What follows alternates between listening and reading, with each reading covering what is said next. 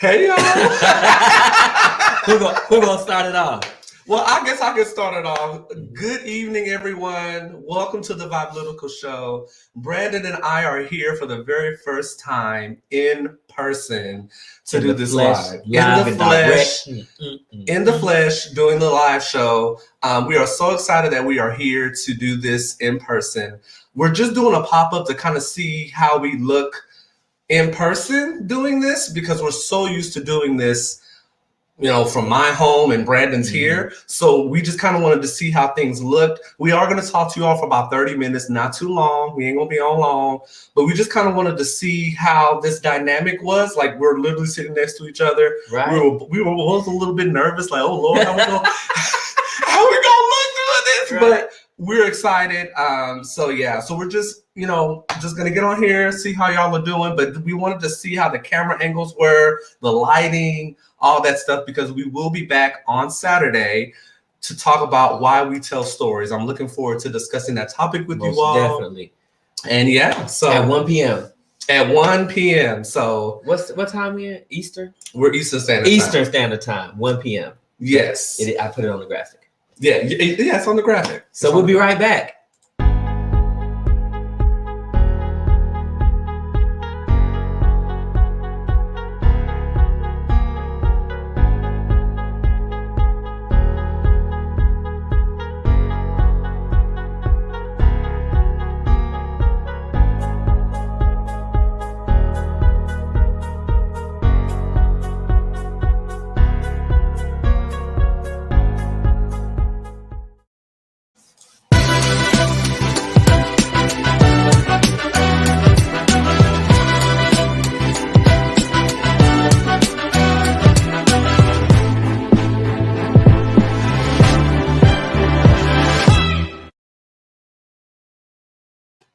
So here we are, live and direct in the flesh, the first time doing any Vibelytical show with Andre here and with us in the same space.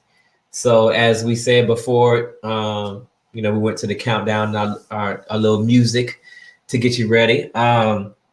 We just wanted to see what everything looked like, and the lighting, and make sure our seating is right. Andre is all about his angles. He be trying to get his he be over here like, I'm like, okay, get your angles right now, get it right.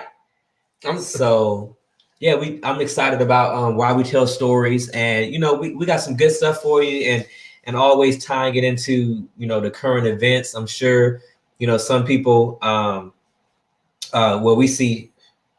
If you just watch the news, maybe some people don't watch the news, but we see some people were very excited about the Derek Chauvin verdict, and some people, I would hope, a minimal few, not happy about the verdict. But just even looking at that situation in which Ma'Khia Bryant was gunned down in the middle of the same day that the Derek Chauvin verdict was read. And so, we have some real deep times and some great things to tell you about, like, why we tell stories and why they matter. And Andre's gonna come with them scientific facts. And I think it's important that we continue to tell these stories, both good and bad. And there's a reason for it all. And, I'm definitely gonna come with that spiritual aspect. And I think more often than not, every day I'm seeing, the oldest prophetic historical book is so true, and things are being revealed and occurring from it in our actual world every single day.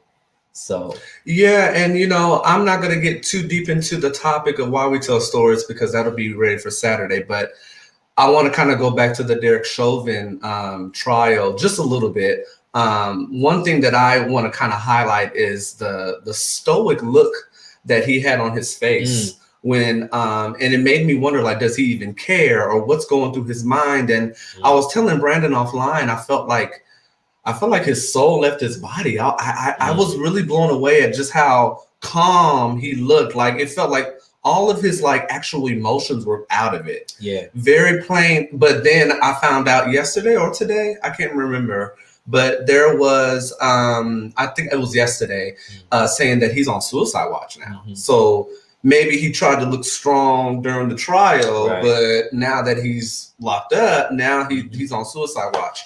Yeah. So I guess for me, looking at that, I'm like, I just found that very compelling not in a good way, because when you say things are compelling, it's a good way, but it's a not so good compelling to see the calmness and the stoic look that he had on his face. Like that part really got me, and I was like, ooh, wow, like is his soul even there? Like and. It was just interesting to see that. So with the Why We Tell Stories episode that we're going to be bringing on Saturday, I'm going to be discussing why we tell stories and why stories are important, but there's also a positive and negative effect when it comes to storytelling.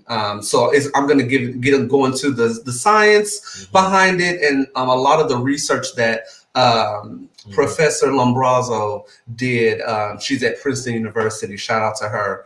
But I'm going to be talking about a lot of the scenarios that she provided during that time. And I'm really excited about this topic. And because this episode or this show, with this episode, I really felt I had this in my, I guess I call it my vault for a while. But being that this whole Derek Chauvin trial kind of happened, I think the timing was right for us to talk about this topic at this time. So yeah, I'm excited for it and looking forward to hearing you all's perspective on this topic. When I think about the look you're talking about, the stoic look, there's a piece of me that I try to figure out the why of things. I think I never really have grown up. I don't want to grow up. I'm a Toys R Us kid. In the sense of always asking why. So when I think about the thought of him having the stoic look, I sort of think like maybe he had that look because more often than not, even with video and body cam footage, and we're seeing that because of something, a piece of legislation called qualified immunity that exists, it makes it very hard to prosecute police.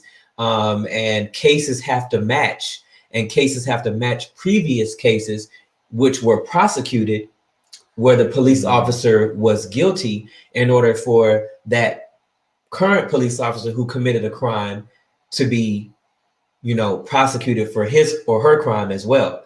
So, I think it's my perception that potentially he had the stoic look because he didn't think he was going to go to prison, and or maybe he didn't know, but based on the data that we have, I don't think he thought that the case was going to go the way that it did, which is unfortunate. And yeah, and I'm glad you said that, because I think that could be true. I think with him, I think with what he's seen and what the world has seen when it comes to police officers murdering Black people in America, that they get away with it. The laws, and I've said this, me and Brandon have said this countless times, that the laws are designed to protect the police, especially white ones. I mean, I'm just saying, because and to even get technical on the white officers being protected is, if you have a Black officer do something, they're automatically, it's done. There is no question. And the data goes to prove that and show that. And what I think is interesting is that, like, on the conservative side, not all conservatives, not all Republicans, but the talking points, like Tucker Carlson is on TV losing his mind. Candace Owens is talking fast, spitting out. He had a meltdown. Tucker Carlson had a meltdown. I'm like, he's doing this. Having a meltdown for? He's doing this wicked witch kind of laugh thing on his show, and it's almost like they're sad to see that Derek Chauvin was guilty of all three charges, even to the point of trying to say that the jury was influenced by Maxine Waters or President Biden for saying what their opinion is, even though President Biden said his comment while the jury was in deliberation already, so they wouldn't have heard. But as if that is what's crazy is the conservatives are acting like that is the only reason why there's a guilty verdict. Not the video, not anything. And this is what I think is interesting too. The fact that Derek Chauvin's past complaints against him as a police officer could not be introduced as evidence into the trial, but all of George Floyd's criminal past can. But if you ask me, we could almost look at complaints against a police officer as a crime. It's a complaint. Over 17 or 18 complaints he had against him while he was on duty as a police officer. And to me, it's just kind of interesting that was never able to be brought forward. That's one too many. I'm thinking about a police officer, 17 complaints? Yes. It don't matter how long you've been on the force. That is one too many. Yes. What happened to protect and serve? I thought that's what the police force is for, protect and serve. I think we're seeing that's not... No, I know. Yeah. I wasn't saying that I didn't know. I'm just saying I think what we're seeing is though that, we're told that things are a lot of things. We're told that, land of the free, home of the brave, but we got more people locked up than, other civilized nations. And we're told that, police protect and serve. But if you call the police to protect you, like Ma'Khia Bryant, and you have a knife and you're protecting yourself and no attempt was made to escalate the situation other than get down, bam, bam, bam. 4 shots. That's a teenager with a knife. You got a gun, you got pepper spray, you got a taser. There was no attempt to de-escalate the situation. And I think what we're seeing, and what the public is seeing, whether they want to admit it or not, is that when the person is of melanation, can I make a word? When the person is of melanation, there's a different attack. There's a different attack. And really what I meant to say there's a different approach, but the word that jumped out of my mouth was attack, because that was an attack. This person was under attack, called the police to help defense, and now the conservatives, Sean Hannity and Tucker Carlson, are saying that the police officer who killed Ma'Khia Bryant saved a life. But the actions of the cop resulted in the life being taken in the first place. And let me get on Nancy Pelosi real quick, because I need y'all to know that I'm not a Democrat and I'm not a Republican. Just so you know that everybody can get it and everybody can be gathered. So let me gather Nancy Pelosi real quick. So Nancy Pelosi, in her talk about George Floyd's sacrifice, and we talked about this. We did. George Floyd sacrificing himself for justice. To me, that was very disgusting and very sickening.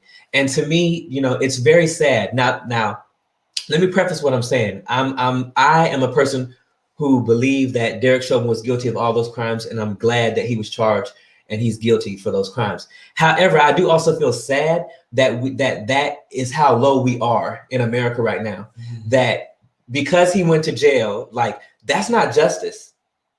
In my opinion, that is not justice. Justice would be George Floyd living out the rest of his life, probably getting a lawsuit, a civil suit against the police, and him still here, to get his life together and get his life on track, because he was trying.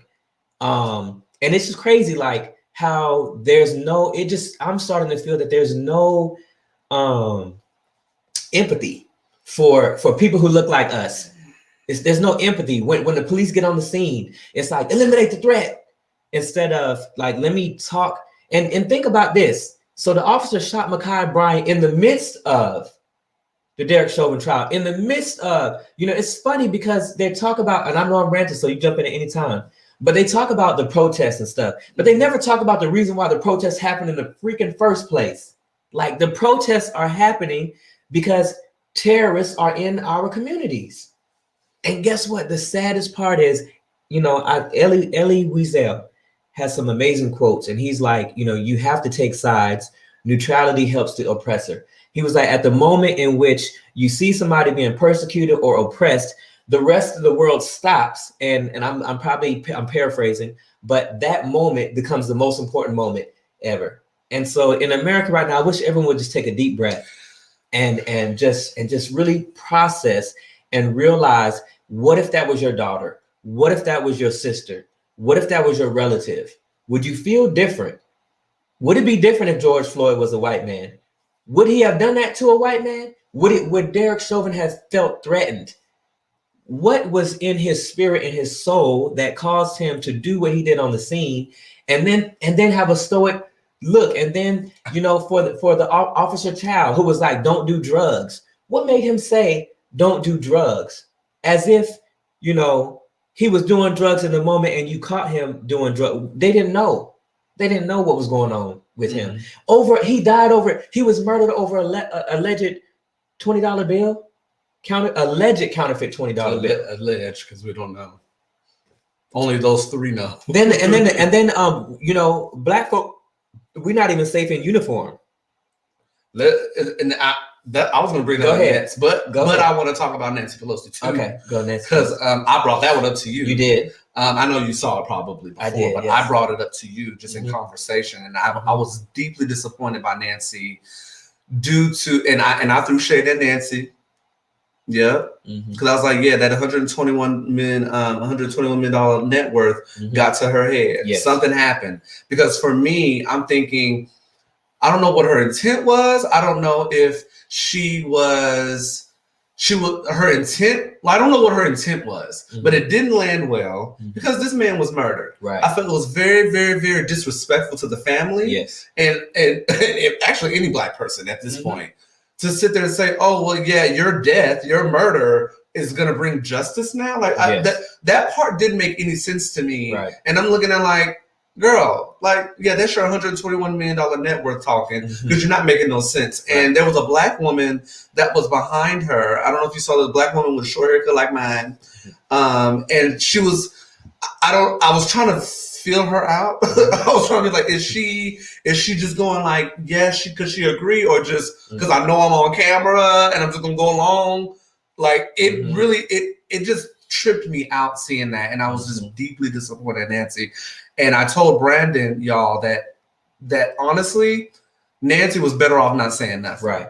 Nancy was better off just not doing a press release or whatever, or doing no kind of nothing and just letting it be. Yes. Letting it be what it is. Because if you're not going to say nothing that's going to bring healing to that family and bring healing to the black community, boo-boo, don't say that. Right. And at this point, where's the legislation? Like, get the, you know what I'm saying? Get the George. You saying the wrong stuff, Nancy. Yeah. Talk about the legislation that you're about to introduce. That's what she's there for as an elected official. As the Speaker of the House. Thank you. She's the Speaker of the House. Right. Talk about the legislation, talk about police reform, talk about funding, talk about, you know, whatever. Social programs. She ain't talk about none of that. Right. You over here trying to make a monument out of a man's death. Of a man's murder which was played over and over and over on the television, and now his family has to deal with that. And to me, that was just very insensitive. Yes. It was. And so I want to bring up because you brought him up, the lieutenant. Is it Rosario? Lieutenant I think it's Lazario. I want to say, I'm sorry, LT, if I'm messing up your name. We don't want to mess up our people's names, okay? But the lieutenant that got pulled over by the cops a few weeks ago, and I'm so glad that he went to an area that was well lit. Like, that was a very smart move on him. He was trying to be safe in that whole process. Yeah. But and for those of you that are here, please comment at any time. We're going to read your comments. Yes, please. Let's do that. So the LT, it made me worried. Like I commute to work. I definitely live about 35 minutes away from work. And yeah, there's times where I will go home. Before going home, I'll go to the store to grab something in uniform because I'm like, I'm getting off work. Go to the store. I'm afraid to do that now. And I mean, I know I don't sound crazy for saying that, but I even feel crazy saying that I'm hesitant about going into a store where I go normally in uniform. But I'm thinking like I had my black brother over here being run down by the police and pepper sprayed and all this stuff because of a license plate, a tag or something that may not have been there. Yeah. A traffic violation, like all of that. Yes. Oh, and come to find out, he did have the tag. It was a new vehicle, and you know when you get a new vehicle, they usually put it on. It's in the window, and so but it wasn't in the back. It was in the window. So it wasn't on the actual plate. Nope. And he probably, you know, sometimes I think the windows were tinted. But police officers have lights, and as soon as they walked up, they would have been able to see that the tag was in the window. But they continued to escalate the situation, guns drawn, And then he had his hands out the window, and then they allegedly say he wasn't complying. But when you watch the video, you find out he is complying, and he has every reason to fear for his life and to keep his hands up the entire time. And he made the lawsuit for his was it Fourth and Fifth Amendment right? The Fifth Amendment. The Fifth Amendment right. And he kept asking basically why was he being pulled over? They never told him why he was being pulled over. They pepper sprayed him while he was in his vehicle. Then they pulled him out of the vehicle. He said he did not want to reach his hands in for his seatbelt because then, they could say, oh, we thought you had a gun and shoot. So they took off his seatbelt, dragged him out the car, proceeded to threaten him and his career. He said he was scared. Yeah, if he made a lawsuit against them. One of them said, "Oh, I was in the I'm a veteran. I'm a priority." Yeah, and but that's the way. And he was like, "This is how you're going to treat somebody who's currently serving the nation." Like, think about that. Think about that now. Like, as we are soldiers, and the people that we work alongside. Like, there's people in the military who would do that to you in a second. Mm-hmm. That seems kind of shady. And or to have a veteran do that.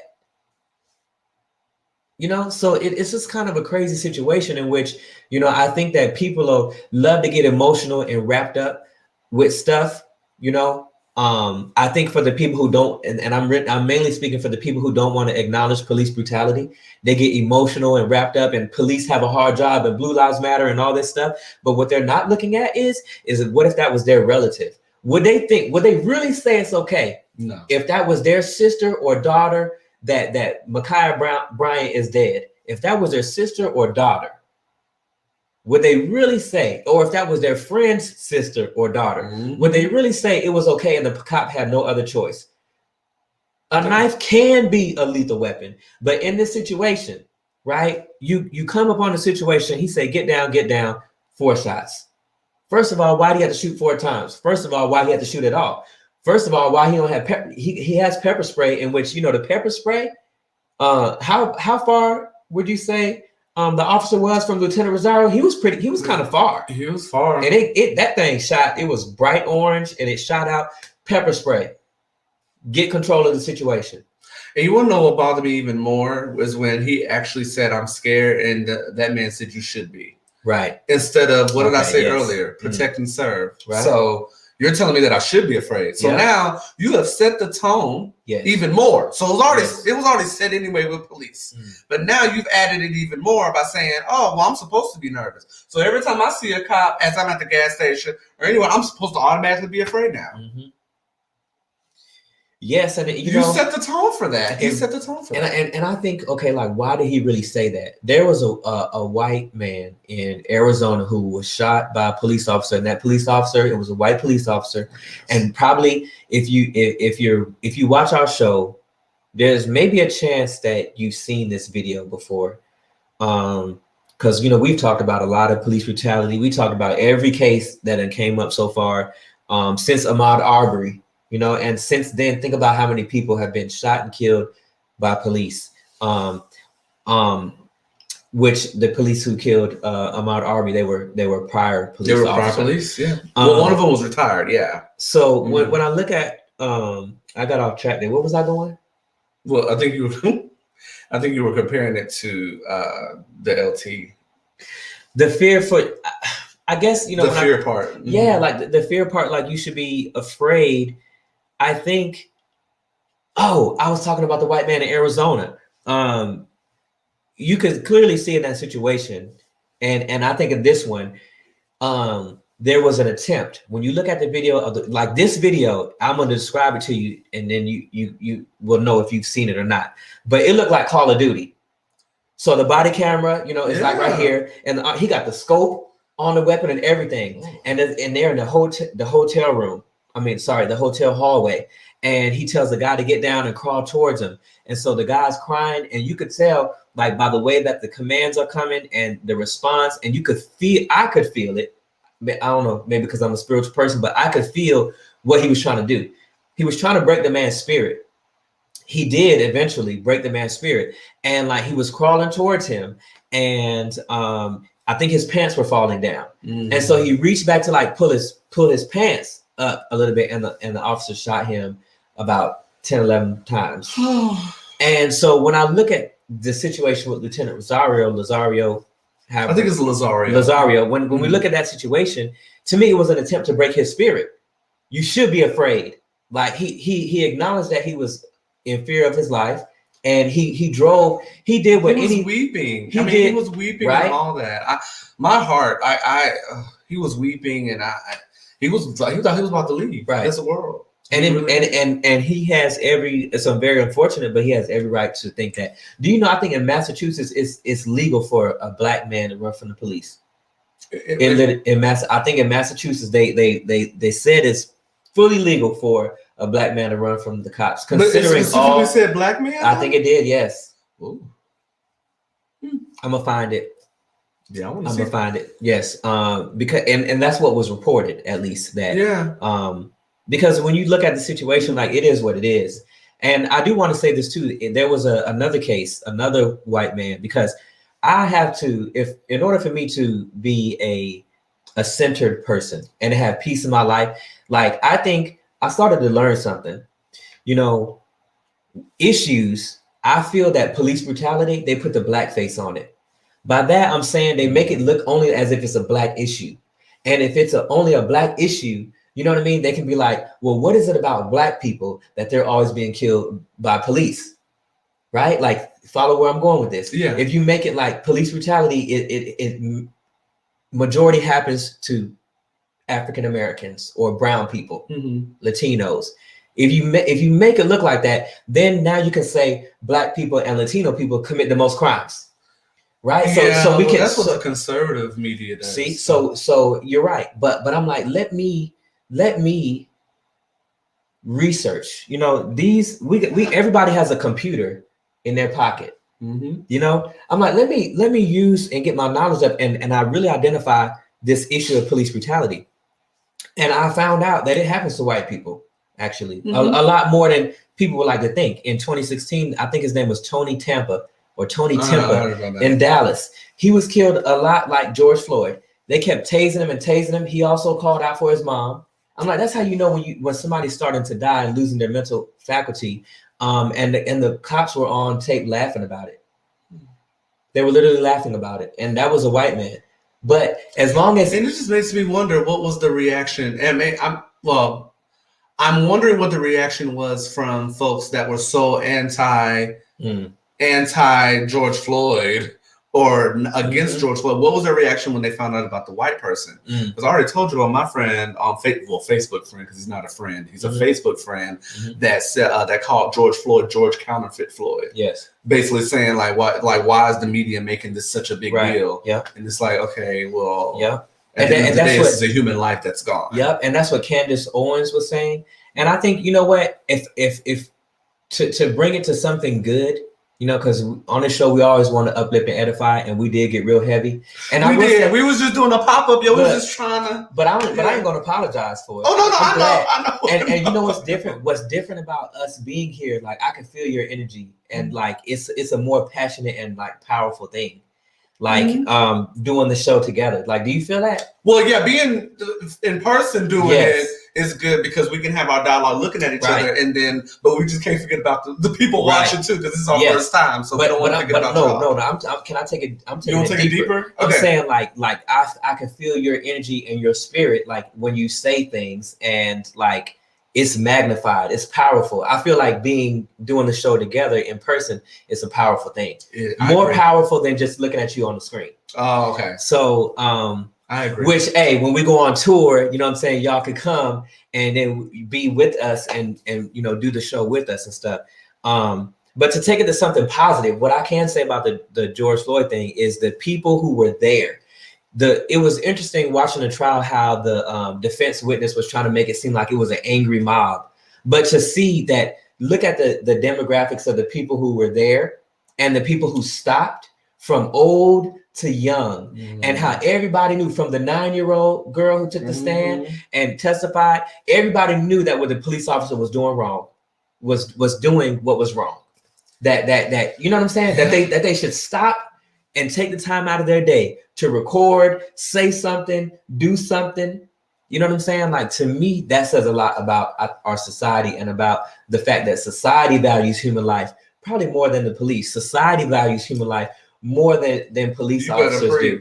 Mm-hmm. And so I do think that is something that is positive that we can take from that situation happening, because I don't want to be just a doom and gloom person. We could talk about the truth, and we could add in some love in there, and not minimize the truth or try to soften it. No, let's be with it, let's feel it, but let's also look at, okay, what can we glean from this that would let us know that we could still have faith in humanity. Yes. And it's the fact that the people were there and they did record, they did try to stop the officers, they did say, they did the best they could. Maybe some, and I know that one lady, the lady who recorded everything, and she said she deals with it every night, and sometimes she has sleepless nights on the fact that she let somebody die. I remember the judge cut her off right after she said this, but she said, it's not what I should have done, it's what Officer Chauvin should have done.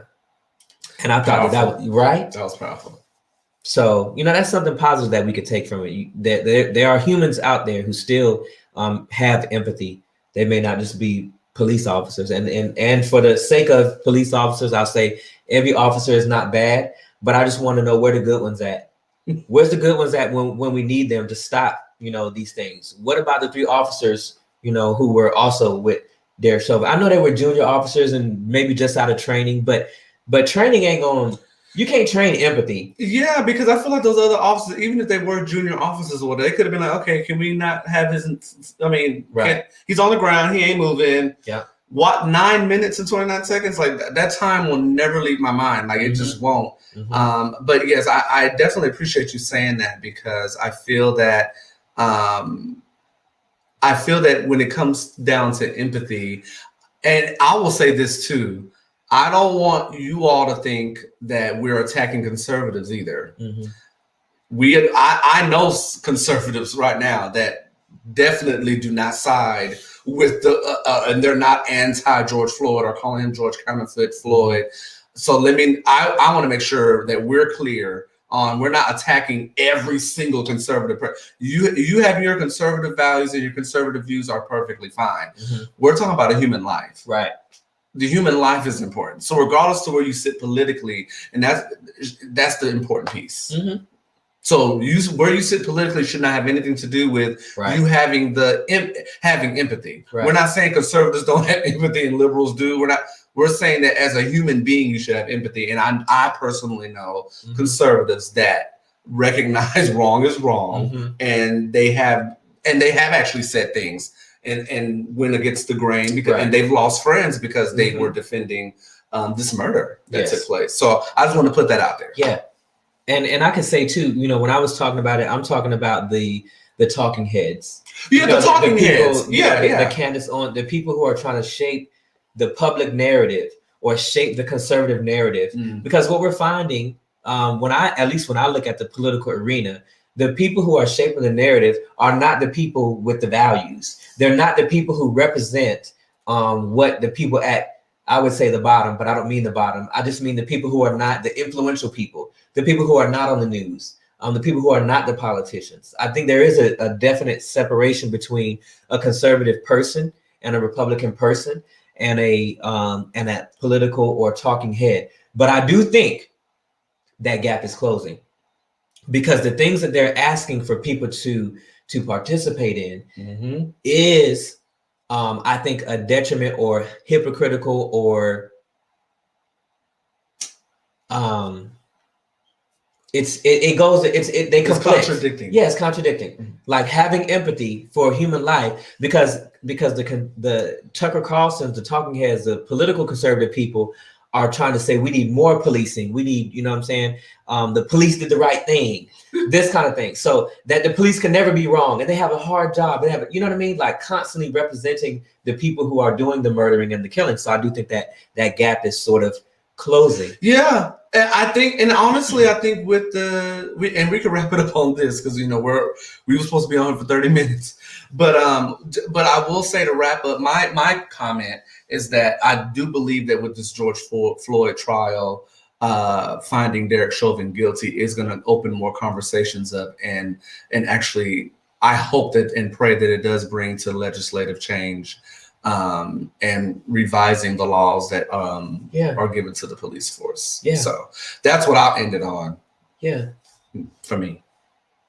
Well, how's everything going? You enjoying your trip so far? I'm enjoying my vacation, y'all. Obviously, you see I'm here with Brandon. Mm-hmm. So I took leave on the 15th of April, and my leave ends on Sunday. So I came out here to see my best friend, Georgie. Shout out to Georgie, but Brandon is also in the area. So I was like, you know what? We need to do the show live together and all that stuff. So that's why I'm here. So I'm on a vacation. I want Brandon to go on one, but, we going to pray and hope that he get one too. Yes. But but I'm on vacation, and I'm enjoying myself, and I'm doing really well. I'm just blessed and highly favored and happy to be breathing right now in this current time that we're in. And, we've always told you all, have a relationship with the Most High. You have to ensure that you have that in order to maneuver through this crazy world that we are in right now. But I've been doing good.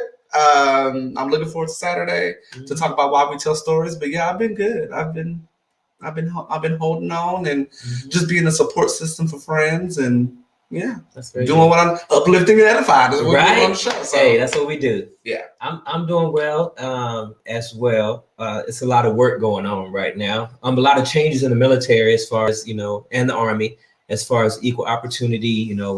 Trying to rid white supremacy from the ranks, extremism training.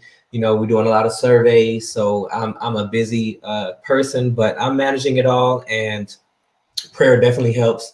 Another thing we talked about stress. Remember that? Yes. Stress. I feel like we need to do a show on that. Stress I'm and anxiety. I'm gonna have to look up some stuff for y'all, because me and Brandon talked about stress and anxiety, not necessarily being the doctors looking at it as a negative thing, but it can also be having stress and having anxiety can actually help you get to where you need to go. But I won't get into that. But I'm gonna look up some material for that. So you may see in the coming months, in May timeframe, me give y'all some stuff on that. But yeah. And so managing it and understanding that sometimes stress and anxiety is a normal reaction, and maybe it's there's talk of in the medical field that medicating your stress and anxiety away could be handicapping your ability to grow beyond situations or grow past situations. That's the point I was trying to say. You said it. Yeah. See, we got each other. You said it. You said it. You got it. And I think what made me think of that is because though I'm busy and there's a lot of requirements and it's fast pace, and I'm going TDY and I'm going TDY Sunday and I'm going here and I'm having all these conversations and I'm hearing things, in this line of work, you hear some harsh and rough things sometimes. And I'm balancing it all because I have a prayer life and I meditate and on that board back there, I tell you every time the word stratagem is back there. So I'm always, I know you see it. I see it. So I'm always thinking, and the scripture I got up there is Psalm 34:18, because for a little while, y'all know, the divorce situation. The Lord is near the brokenhearted, right? So, but I'm always praying about the strategy that the Most High wants me to go on, and I promise you, it always makes me successful, no matter where I'm at, no matter what kind of battle I'm up against. No matter what's going on with my job or supervisors or whatever, or co-workers or whatever's going on, I always have the right strategy because I pray, and you can too. So I would admonish you to, establish a relationship with the Most High and pray about the strategy that He gives you for your life. Boom. That is a good way to wrap things up, y'all. So we would like to thank you. We just did a pop-up just to see how our camera angles are looking, and we're looking good. So we look forward to seeing you Saturday. Do you have anything else? I don't. See y'all Saturday. All right, bye y'all. See ya.